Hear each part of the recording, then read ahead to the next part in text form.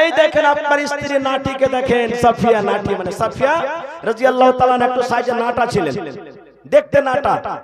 ইশারা করছেন, দেখেন হুজুর এই আপনার স্ত্রী সাফিয়া নাটি চলে আসছে আপনার কাছে।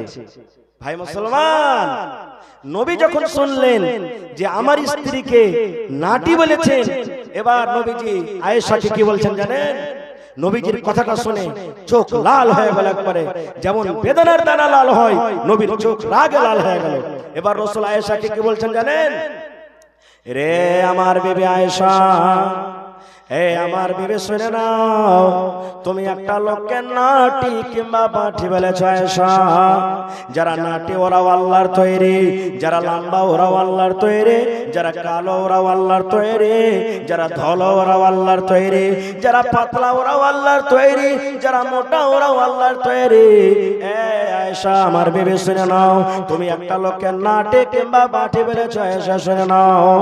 এই কথাটা আল্লাহর নিকটে এত খারাপ, এই কথাটা আল্লাহর কাছে এত খারাপ, আল্লাহর নিকটে এত খারাপ। এই কথাটাকে ধরে যদি একটা সমুদ্রে ছেড়ে দেওয়া হয়, এর নাটা এবং বাটা কথাটাকে ধরে একটা যদি সমুদ্রে ছেড়ে দেওয়া হয়, একটা যদি নদীতে ছেড়ে দেওয়া হয়, এই আয়েশা শুনে নাও, সমস্ত নদীর পানি, সমস্ত সমুদ্রের পানি দুর্গন্ধ হয়ে যাবে। দুর্গন্ধের কারণে ওই নদীর পানি পান করা যাবে না। এত কথাটা খারাপ, কথাটা ধরে যদি সমুদ্রে ছাড়া হয়, সমুদ্রের পানি দুর্গন্ধ হয়ে যাবে, পান করা যাবে না। তাইলে ভাই যদি একটা নাটি বাটি কথা বলাতে যদি এতখানি অপরাধ হয়, তাইলে মুসলমান বলেন চলে গেলেন গেরুয়া চক, চলে গেলেন মির্জাবাড়ি চক, চা পান করছেন, পান খাইছেন, বিস্কিট খাইছেন, অমুক মাদানি এরকম, অমুক মাওলানা এরকম, অমুক হাজি এরকম, অমুক নামাজি এরকম। আর ওই মাদানি তো হারাম খায়, ওই মাওলানা তো হারাম খায়, ওই নামাজি দাড়ি রেখেছে, দাড়ির কোনো কাম দিবে না রে, দিবে না। এই যে 24 ঘন্টা আমরা সব সময় গীবত করে চগল করে করে, ভাই মুসলমান বলে দেখেন নিজের আমলটা নবীর তারিখে মতো আমরা কতটুকু কাটাই। বাবা চিন্তা করেছেন কতটুকু আমরা কাটাচ্ছি? এবার ওই নবীজি মায়েশাকে কত ভালোবাসতেন, যেই বিবির পরে নাটা কথা কহার কারণে রাখলেন, নবী তাকে কতটুকু ভালোবাসতেন। এই ভালোবাসার একটা হাদিস শুনলেন, সুবহানাল্লাহ। আল্লাহর নবীর স্ত্রী মায়েশা রাদিয়াল্লাহু তাআলা আনহা বলেন, আমি মাসিকের হালাতে থাকতাম, আমি হাইজের হালাতে থাকতাম। ওরে সুবহানাল্লাহ, আমার নবী আমার পাঞ্জরে বসে থাকতেন। আল্লাহর নবীর স্ত্রী মায়েশা বলেন, আমি বসে থাকতাম, আমার নবী বসে থাকতেন, আর গিলাসে পানি কিংবা দুধ আমি পান করতাম। আমার নবী টুক টুক টুক টুক করে আমার দিকে দেখতেন। মায়েশা বলেন, আমি দুধ পান করতে করতে, আমি পানি পান করতে করতে হয়তো এক গিলাসের মধ্যে আমি 2 ঢোক খাইলাম, আমি 3 ঢোক খাইলাম, 8 গ্লাস খাইলাম, আর খাওয়ার পর আমি গ্লাসটাকে রেখে দিতাম। আল্লাহর নবী চট করে ওই গ্লাসটাকে তুলে নিতেন, আর ওই গ্লাসটাকে উঠিয়ে নেওয়ার পর মায়েশা বলেন, যে জায়গাতে আমি ঠোঁট লাগাই, যে জায়গাতে আমি মুখ লাগাই, যে জায়গাতে আমি ঠোঁট লাগাই আয়েশা পানি পান করতাম, আমার দয়ার নবী আমার গ্লাসটা রাখার পর ওই জায়গাতে মুখ লাগায় নবী পানি পান করতেন। শুধু তা নয় রে মুসলমান, মায়েশার বলেন, আমি গোশত ছিঁড়া ছিঁড়া খাইতাম, আমি হাড্ডি চুষা চুষা খাইতাম, আমি দাঁত দিয়ে কামড়ে কামড়ে গোশত আমি ছিঁড়তাম। মায়েশা বলেন, ওই পিসটাকে আমি থালাতে রেখে দিতাম। আমার দয়ার নবী আমার দিকে দেখতেন, দেখা পর আয়েশা বলেন, যেই জায়গাতে আমি মুখ লাগাই দাঁত লাগাই আমি আয়েশা কামড় দিয়েছি, ওরে সুবহানাল্লাহ, আমার দয়ার নবী আমি যে জায়গাতে ঠোঁট লাগায়, যে জায়গাতে মুখ লাগায়, দাঁত লাগায় আমি গোশত কামড় দিয়েছি, আমার দয়ার নবী ওই জায়গাতে মুখ লাগায় নবী কামড় দিয়েছে। এত ভালোবাসা প্যারি বিবি, সুবহানাল্লাহ। সেই মুখে একটু নাটি কথা বলে গেছেন, যার কারণে রাসূল তারপরে কত বড় রাগ করলেন, আর তাকে কত বড় শাস্তির কথা বলে দিলেন, সুবহানাল্লাহ। একটুখানি ভাবা চিন্তা করছে, হায় রে আল্লাহ।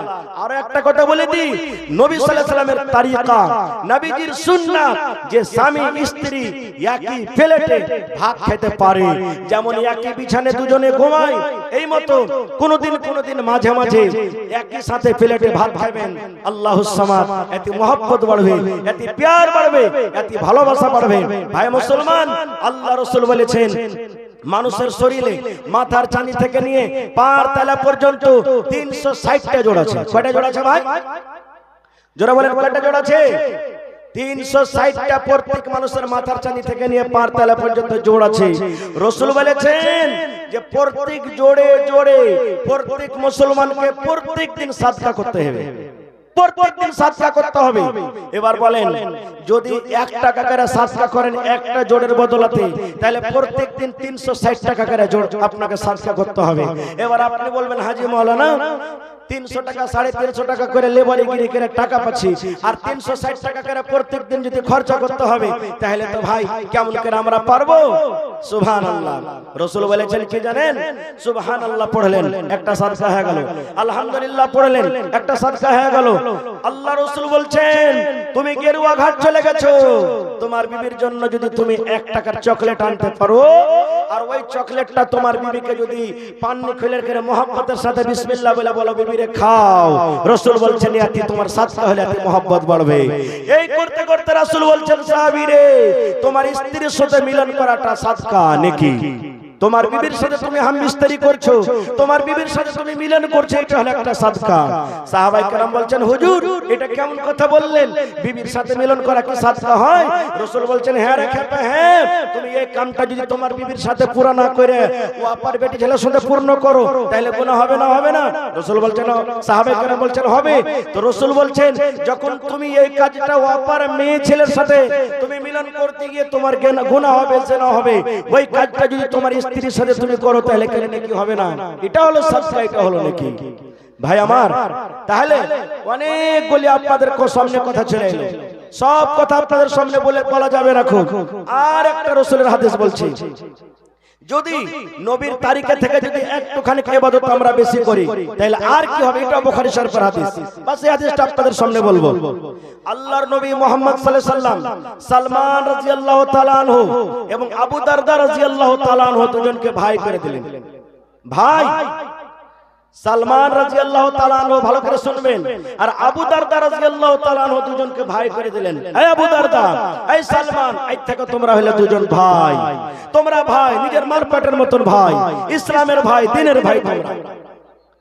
কথা লম্বা, ছোট্ট করে বলছি। এবার কিছুদিন পর সালমান রাদিয়াল্লাহু তাআলা আনহু ভাই আবু দারদার বাড়ি বেড়াতে গেছেন। আপনার ভাই যদি কিশনগঞ্জ থাকে, আপনার ভাই যদি কাঠিয়ারে থাকে, আপনি বেড়াতে যান না ভাইয়ের বাড়ি? জান কি জান না ভাই? জান বেড়াতে। তো সালমান রাদিয়াল্লাহু তাআলা আনহু বলছেন, আমি ভাইয়ের বাড়ি বেড়াতে গেলাম। এবার বেড়াতে গিয়ে দেখছি তা আমার ভাইটা ওই সময় বাড়িতে নাই, আবু দারদা বাড়িতে নাই, আমার ভাবি বাড়িতে আছে।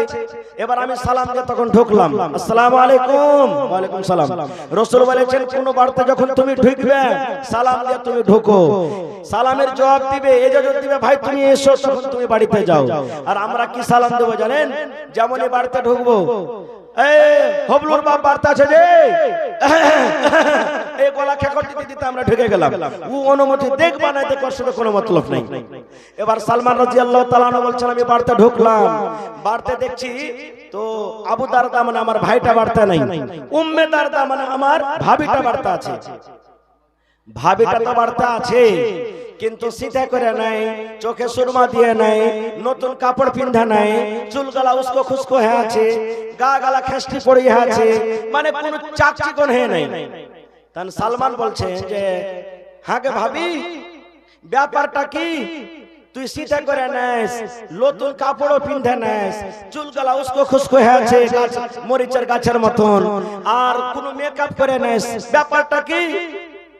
তখন ওর ভাবি বলছেন, আবু দারদার স্ত্রী, এ ভাই সালমান, কাকে দেখাবো রে ভাই? সিধা করে কাকে দেখাবো? কে দেখবে আমার সিধা?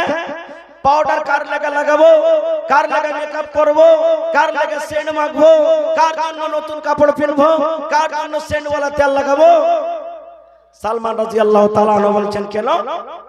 আমার ভাই আবু দারদার জন্য তুমি এগুলা করবে? কইস না ভাই, কইস না ওর কথা, আর বলিস না, আর বলিস না ভাই ওর কথা। সালমান রাদিয়াল্লাহু তাআলা আনহু বলছেন যে, হ্যাঁ গে ভাবি, কেমন কথা তুই বলছিস? ভাইয়ের ব্যাপারে কেন এরকম কথা বলছিস? বলছে, ভাই হে, তোর ভাই তো রাজুলুন সালেহুন, খুব একটা নেককার মানুষ, কিন্তু আমার পিছনে খুর ঠেকাতে আসে না। আমি কি জিনিস, আল্লাহ কেমন আমাকে তৈরি করেছে, আমাকে দেখতে আসে না পিছনে, তা আমি কাকে দেখাবো ভাই, কার জন্য মেকআপ করে থাকবো? এ মায়েরা খালারা, আমি হাদিসটা পরে বলছি, এখানে আরো একটা কথা বলে দিই।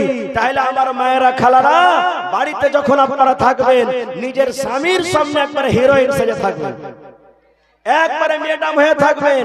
আপনার স্বামী কামকাজ করে যখন বাড়িতে ঢুকবে, আপনার চেহারার দিকে দেখে যাতে সারা দিনকার খাস্তানাওয়ার দূর হয়ে যায়।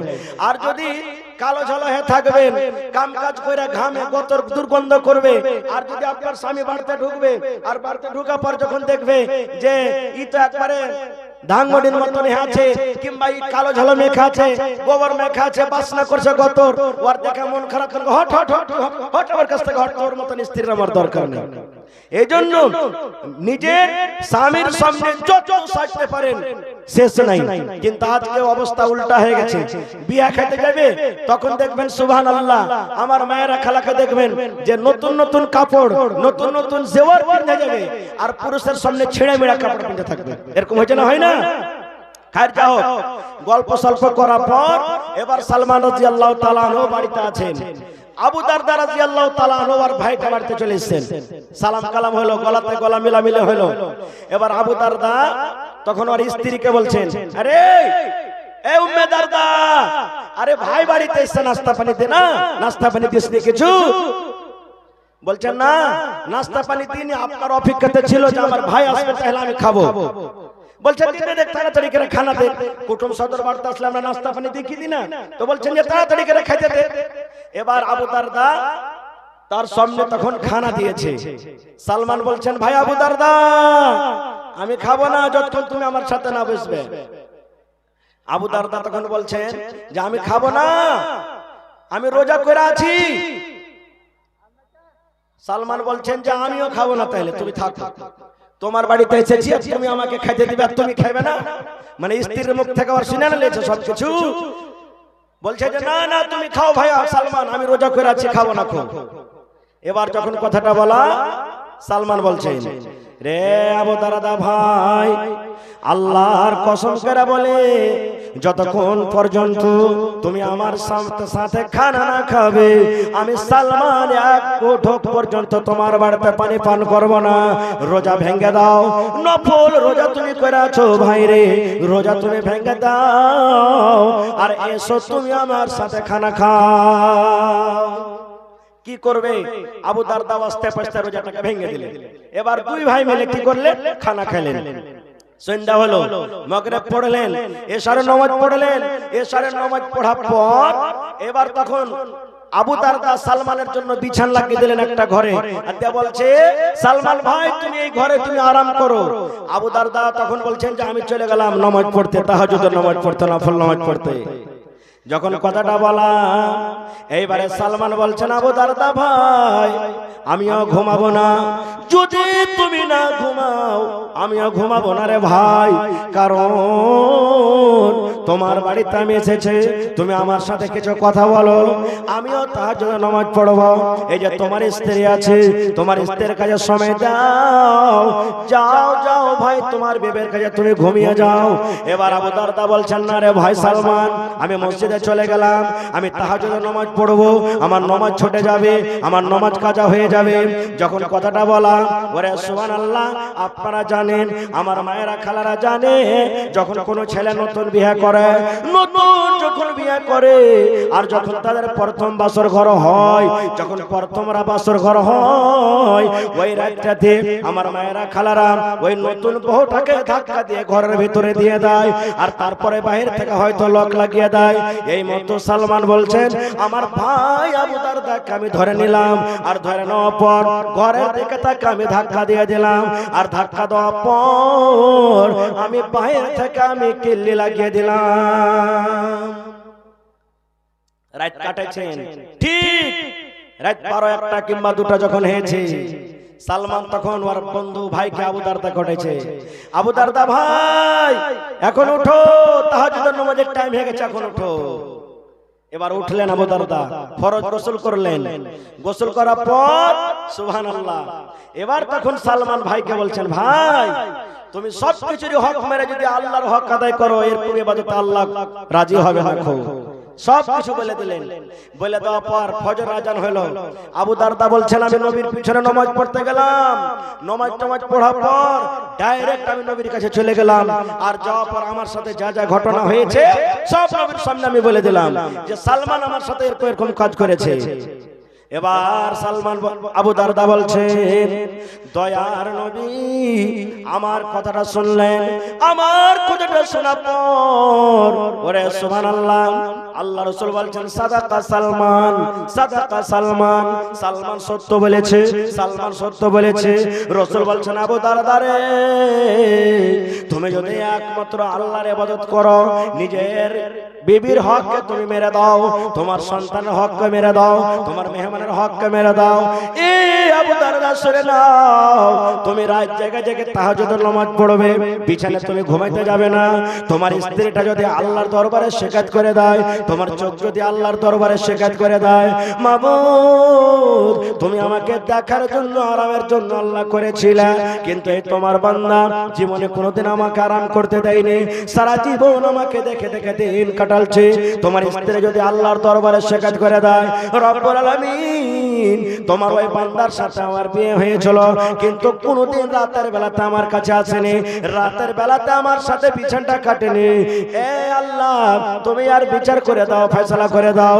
আল্লাহ রাসূল বলছেন, আবু দারদা রে, তুমি আল্লাহর হক আদায় করতে গিয়ে বিবির হক যদি মেরে দাও, আল্লাহর হক আদায় করতে গিয়ে মেহমানের হক যদি মেরে দাও, আল্লাহর হক আদায় করতে গিয়ে চোখের হক যদি মেরে দাও, আল্লাহর হক আদায় করতে গিয়ে যদি তুমি ছেলেমেয়ের হক মেরে দাও রে, তাহলে শুনে নাও আবু দারদা, কাল কিয়ামতের দিন এরকম ইবাদত তোমার আল্লাহর দরবারে কবুল হবে না। এই জন্য সবকিছুরই হক তোমাকে আদায় করতে হবে।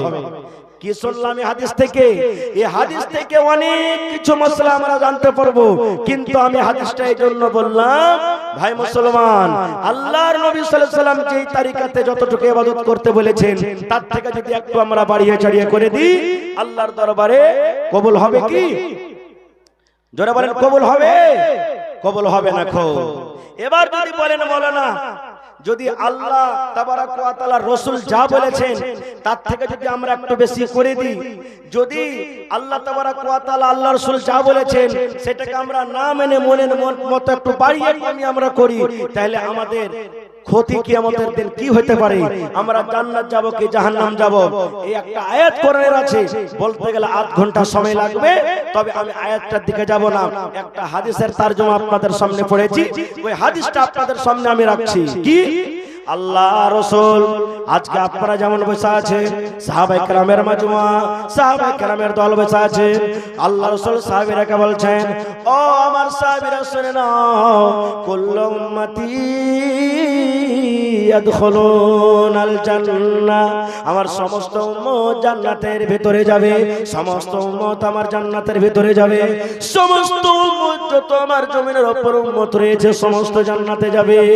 তাহলে নবীর উম্মত যারা নামাজ পড়ে ওরা নবীর উম্মত, যারা নামাজ পড়ে না ওরা নবীর উম্মত, যারা রোজা রাখে ওরা নবীর উম্মত, যারা রোজা রাখে না ওরা নবীর উম্মত, যারা দান করে ওরা নবীর উম্মত, যারা দান করে না ওরা নবীর উম্মত, যারা জেনা ব্যভিচার করে ওরা নবীর উম্মত, যারা শরাব পান করে ওরা নবীর উম্মত। আল্লাহ রাসূল আমভাবে বলে দিয়েছেন, কুল্লু উম্মতি ইয়াদখুলুনাল জান্নাহ, আমার যত উম্মত রয়েছে সব উম্মত জান্নাতের ভিতরে চলে যাবে। এই হাদিসটাকে শুনে মনটা খুব খুশি হয়ে গেল নাকি? যে হাজি মাওলানা, ইয়ার আগে কত জালসা জুলুসে শুনেছি যে মদ পান করলে, আপনার নামাজ ছাড়লে, রোজা ছাড়লে এগুলা কাবিরা গুনাহ, বড় গুনাহ, আর আপনি বলছেন যে এগুলা করার পরও কিয়ামতের দিন জান্নাত পাবে। তাহলে হাদিসের এটা টুকরো হলো, তাহলে এত দান ধ্যান নামাজ রোজা জায়গা জায়গা জালসা শোনার দরকার কি? তারপরে রাসূল বলেছেন, ইল্লা আবা, এ আমার উম্মত, সব আমার উম্মত জান্নাতে যাবে, কিন্তু ইল্লা আবা, যারা আবা ওরা জান্নাতে যাবে না, যারা আবা ওরা জান্নাতে যাবে না। রাসূল খাস করে বলছেন ইল্লা আবা, যারা আবা ওরা জান্নাতে যাবে না রে, জান্নাতে যাবে না। এবার সাহাবায়ে কেরামের দল আল্লাহ রাসূলকে প্রশ্ন করে দিলেন, ইয়া রাসূলুল্লাহ, আপনি তো বললেন সব মানুষ জান্নাতের ভিতরে যাবে, কিন্তু যারা আবা এরা জান্নাতে যাবে না। নবী গো, আবা কাকে বলে গো নবীজি? আবা কাকে বলে? আবা কোন প্রকারের মানুষকে বলে? আবা কোন ধরনের লোকেরাকে বলে নবী গো একটু বলে দেন। আল্লাহ রাসূল সাল্লাল্লাহু আলাইহি ওয়াসাল্লাম সুন্দর করে বলে দিলেন, মান আতানি দাখালাল জান্নাহ ওয়া মান আসানি ফাকাদ আবা।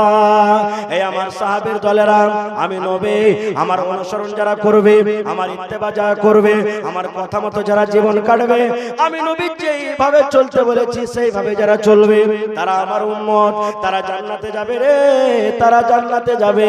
ওয়া মান আসানি ফাকাদ আবা, আর যে আমার মন আমার কথা মানবে না, নিজের মন মতন খাবে, নিজের মন মতন পান করবে, নিজের মন মতন চলবে, নিজের মন মতন জীবনটাকে কাটবে, আমার মন মতন চলবে না। রাসূল বলছেন এরা আবা, এরা আবা, এরা আবা, এরা কিয়ামতের দিন আল্লাহর জান্নাতে যাবে না। সুবহানাল্লাহ। তাহলে হাদিস থেকে আমরা বুঝতে পারলাম কি, যে নবীর তারিকা মতো নবীর ইত্তেবা যারা করবে তারা জান্নাতে যাবে, আর যারা নবীর ইত্তেবা করবে না তারা কোথায় যাবে? জাহান্নামের ভিতরে যাবে। কোরআনের একটা আরো আয়াত আছে, আমার সময় 1 ঘন্টা ভাই, ঘন্টা কাছে আসছে, আমি ওদিকে যাব না, তবে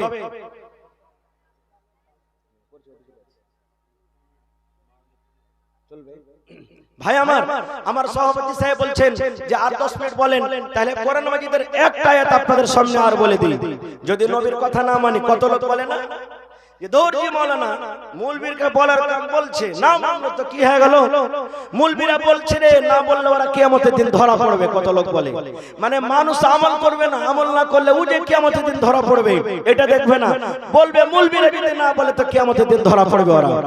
একটা আয়াত পড়ে দি ভাই, আল্লাহ রাব্বুল আলামিন কোরআনে বলেন, ইন্নাল্লাযীনা কাযাবু বিআয়াতিনা ওয়াস্তাকবারু আনহা লা তুফাত্তাহু লাহুম আবওয়াবুস সামাই ওয়া লা ইয়াদখুলুনাল জান্নাহ হাত্তা ইয়ালিজাল জামালু ফি সামিল খিয়াম।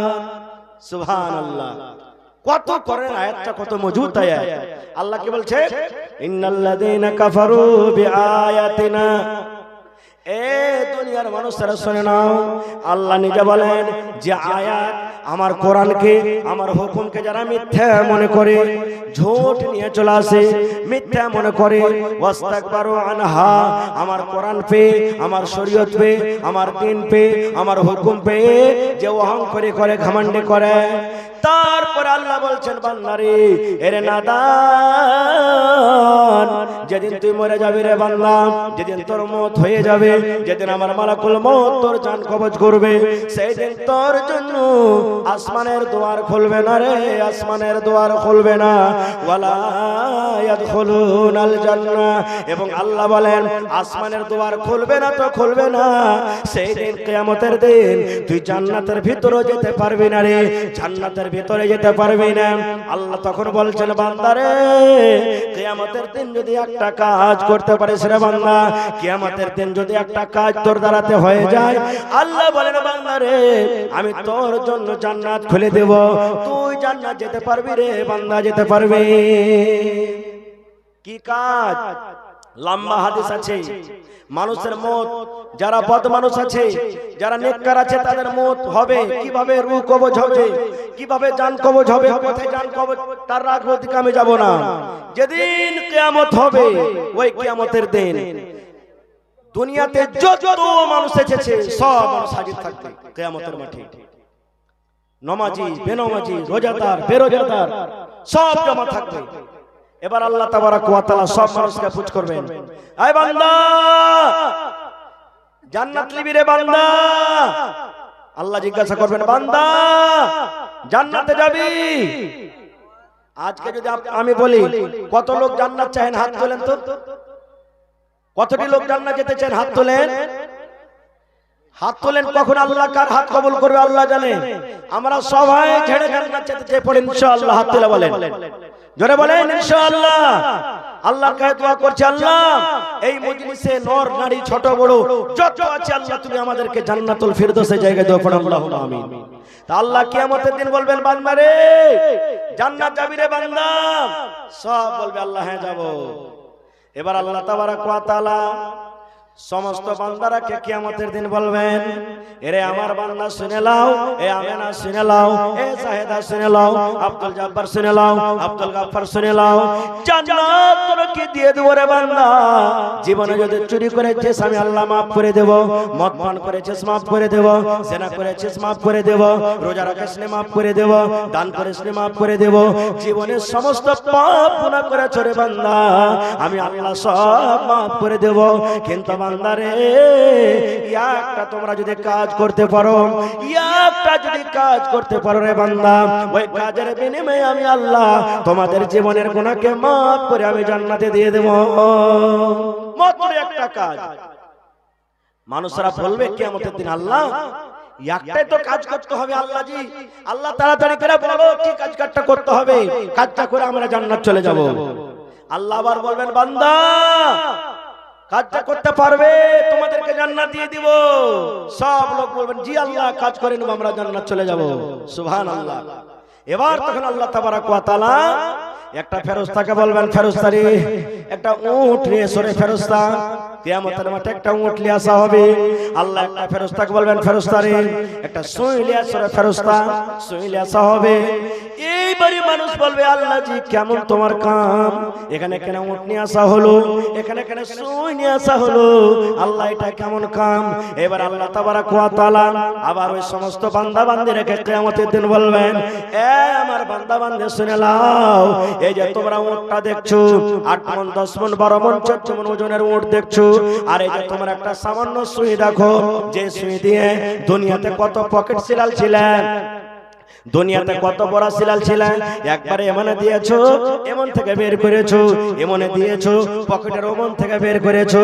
আল্লাহ বলবেন, বান্দারে আজকে তোমরা যদি জান্নাত পেতে চাও রে বান্দা, যদি তোমরা জান্নাত যাওয়ার আশা থাকে, যদি তোমরা আমার জান্নাত পেতে চাও রে বান্দা, আজকে তোমাকে পড়া সিলাতে হবে না, এই সুই দিয়ে তোমাদেরকে পকেট সিলাতে হবে না। কি করতে হবে আল্লাহ যে, আল্লাহ বলবেন, বান্দারে ইয়া খাতে তুমি সুইটা নিয়ে লাও রে বান্দা, আর ইয়া খাতে তুমি উটটা নিয়ে লাও। এই 5 মণ 7 মণ 10 মণ ওজনের উট, এই উটটাকে রে বান্দা আগা দেখতে পারো তো মাথার দিকটা দাও, পিছন দেখতে পারো তো পিছন দিকটা দাও, পার দেখতে পারো তো পার দিকটা দাও। বান্দারে এই 8 মণ 10 মণ ওজনের সুইটা, এই সুইয়ের ছিদ্র দিয়া এই 8 মণ 10 মণ ওজনের উটটাকে এই সুইয়ের ছিদ্র দিয়া এই পার দিয়ে তুমি যদি ঢোকাও আর ওই পার দিয়ে যদি বের করতে পারো রে বান্দা, তাহলে আমি আল্লাহ তাবারক ওয়া তাআলা তোমাদের জীবনের গুনাহ maaf করে জান্নাতে দিয়ে দেব। সুবহানাল্লাহ। আচ্ছা বলেন তো, এত বড় ওজন আর সামান্য একটা এত বড় সুইয়ের ফুটো দিয়ে ছিদ্র দিয়ে সম্ভব আছে পার করানো? যাবে? জোরে বলেন যাবে? কিয়ামতের দিন তখন আল্লাহর সামনে লোকেরা বলবে, আল্লাহ কেমন করে হবে আল্লাহ, এত বড় উট আর সামান্য এত বড় ছিদ্র দিয়ে আল্লাহ কেমন করে পাস করব আল্লাহ জি, আল্লাহ পারবো না এটা কাজ করতে। আল্লাহ তাবারক ওয়া তাআলা তখন বলবেন, বান্দারে তোমরা যদি এই উটটাকে এই সুইয়ের ছিদ্র দিয়ে যদি পার করতে না পারো রে বান্দা, তাহলে আমি আল্লাহ তাবারক ওয়া তাআলা এলান করে দিলাম, আজকে কিয়ামতের দিন তোমাদেরকে আমি জান্নাত দিতে পারবো না। সুবহানাল্লাহ। তাহলে এগুলা কার জন্য হবে? আল্লাহ বলে দিয়েছেন যে আয়াতকে, কোরআনকে, হাদিসকে, আল্লাহ এবং আল্লাহ রাসূলের কথাকে মানবে না এবং অহংকারী ঘামান্ডি করে চলবে। আজ ভাই দেখেন 100-এর মধ্যে কয়টা লোক আমরা নামাজ পড়ছি, কয়টা লোক রোজা রাখছি, কয়টা লোক দান দিচ্ছি, কয়টা লোক পরহেজগারি হয়ে থাকছি, কয়টা লোক শরীয়ত মতন আমরা জীবনটা কাটছি, আর কয়টা লোক আমরা বেদিন হয়ে ঘুরে বেড়াচ্ছি। একটু পার্থক্য করেন যে কিয়ামতের দিন আমাদের অবস্থা কি হবে।